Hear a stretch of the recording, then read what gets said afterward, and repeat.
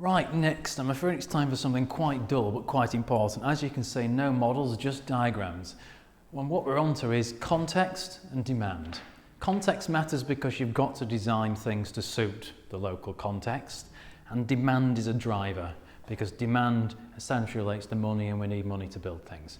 So we have to understand these, and the first thing we need to understand is that some places are just more important than others. You can see here some cities are just more important than others, but there's a relationship between all those cities, and you can change that relationship, but it takes time and it's slow. So we really have to think, where is that place and where can it get to, and design around that. Then we can look at our place itself, where we'll find a relationship between the different centres in it. Here we can see we'll have the town centre at the top as the most important place, and below that there should be a whole series of sub-centres right down to probably the corner shop.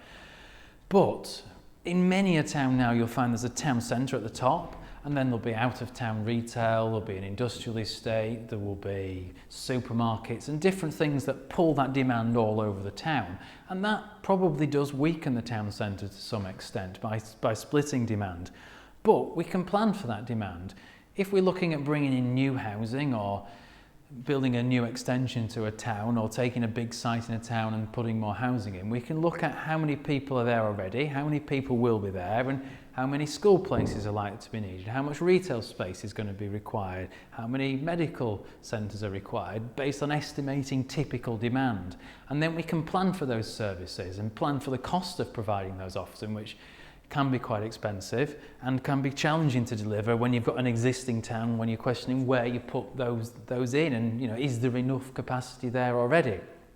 And if we take this town we had earlier, where we have the old town in the core and we have a whole series of urban extensions, this whole town has grown in a somewhat haphazard fashion, and demand then has to be planned in quite a haphazard fashion, and you probably find dotted all over the place is different services. Schools will be here, there and everywhere, and it doesn't fit together particularly well. A lot of those aren't in the town centre when they probably should be. If we plan for it holistically, more like this I showed you earlier, well then we could have planned for a phased expansion of demand. We probably wouldn't have put a second town centre in because that would have weakened the main centre, but we might have put a neighbourhood centre in which was slightly smaller and had, say, a smaller supermarket in and some local shops and cafes.